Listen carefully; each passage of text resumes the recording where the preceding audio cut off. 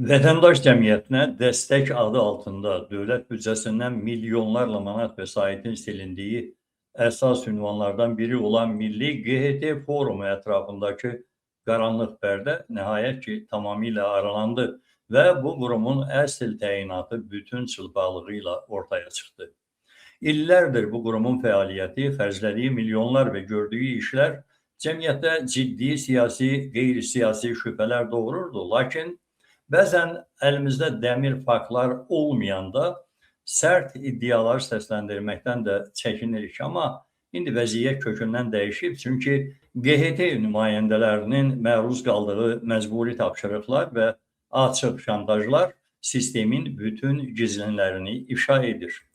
Məlum olub ki, illərdir cəmiyyətə müstəqil qurum kimi sırıdılan bu struktur əslində sadəcə olaraq hakimiyyətin maliyyə vəsaitlərini silmək və ölkə daxilində görünməmiş bir mexanizm yaratmaq üçün istifadə etdiyi alətdən başqa bir şey deyilmiş. Sistemin iç üzünü açan ilk və ən biabırçı fakt məcburi üzvülük və maliyyə şantajıdır. QHT nümayəndələrinin bildirdiyinə görə onları heç bir könüllülük prinsipi nəzərə alınmadan tamamilə inzibati təzyiq və məcburiyyət yolu ilə Milli QHT Forumu adlı quruma üzv ediblər və hər birindən sərt şəkildə 100 manat da üzvülük haqqı alırlar. Hətta bununla bağlı səs yazıları da mövcuddur. Vaxtilə bu qurumun kağız üzərində təxminən 1000-ə yaxın üzvü vardı. Lakin sonradan həmin şəxslərin hamısını kənarlaşdıraraq tamamilə qapalı və idarə olunan yeni üzvülük sistemi qurdular. İndi mexanizm son dərəcə bəsit və amansızdır.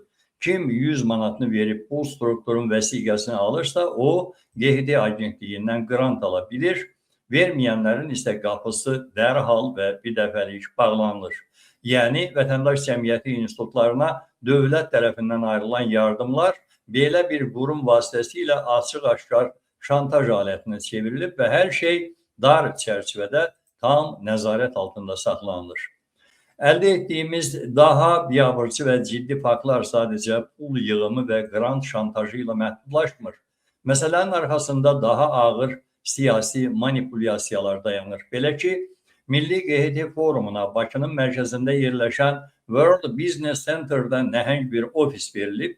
Sənədlərdə və rəsmi izahatlarda bu ofisin təyinatının QHT-lərin tədbirlərinin, konferanslarının və müzakirələrinin keçirilməsi üçün olduğu iddia edilsə də, reallıq tamamilə başqadır. Məlum olub ki, bu məkandan çox az QHT tədbiri keçirilmək üçün istifadə olunur. Bura daha çox əsl troll fabriki kimi fəaliyyət göstərir.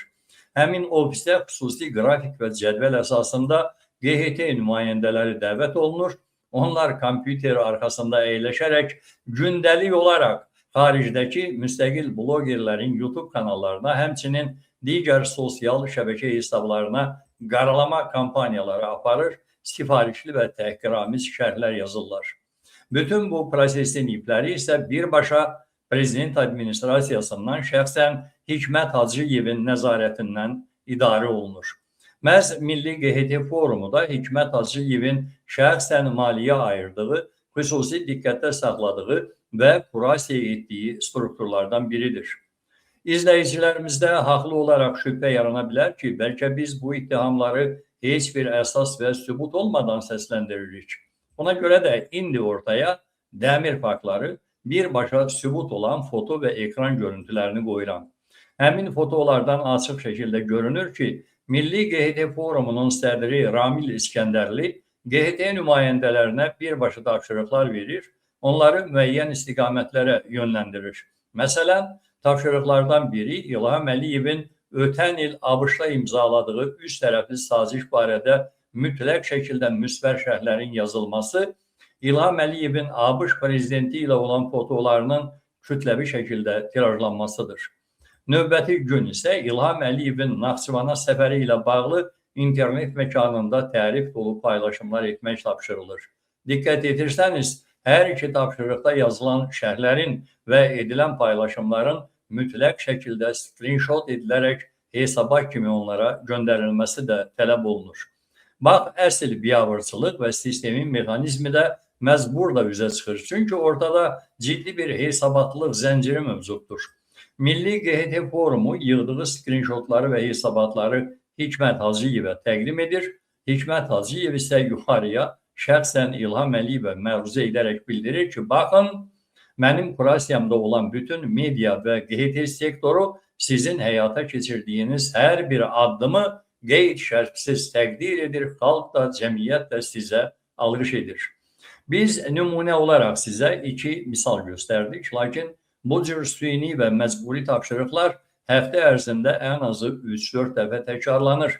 İnsanların bütün işi gündəlik olaraq internetdə trolluq etməyə və süni reallıq yaratmağa yönəldilir. Əslində bu prosesdə iştirak edən vicdanlı QHT nümayəndələri də vəziyyətdən son dərəcə narahatdırlar və istisna etmirəm ki, belələri də var. Və bu məcburi məşğuliyyətin onların bütün vaxtını uğurladığını görüb bizə müraciət edirlər. Onlar açıq şəkildə bildirirlər ki, bu cür ucuz və məcburiyyətə əsaslanan oyunlarda iştirak etmək istəmirlər və bizim vasitəmizlə bu səhnələşdirilmiş biabırçılığın dayandırılmasını arzu edirlər. Çünki onlar da başa düşürlər ki, bu cür süni tapşırıqlarla, məcburi şərhlərlə və saxta hesabatlarla hakimiyyətə dəstək statuslarının qətiyyən heç bir mənası yoxdur. Hakimiyyətə və ölkəyə dəstək stimulyasiyası yaratmaq kimə lazımdır ki? Hər şey təbii olmalıdır. Real, əgər varsa vətəndaş cəmiyyəti heç vaxt qul psixologiyası və ya qrant şantaj mexanizmi üzərində qurula bilməz və qurula bilməməlidir. Bu cür saxtakarlıqlara son qoyulmalı, ölkədəki real problemlərin həllinə mane olan bu troll strukturları dərhal ləğv edilməlidir. Yeri gəlmişkən, bunu da mənə müraciət edənlər yazırlar. Hikmət Hacıyevə isə tövsiyə edirik ki, İlham Əliyevə yalmanmaq üçün daha kreativ yollar axtarsın. Qonqolar isə onsuz da yaradılanda da bu proses üçün qurulurlar. Onların belə bəhbəh kampaniyalarında iştirakı ictimai rəy üçün də heç nə demək deyil, nəticəni də dəyişməz.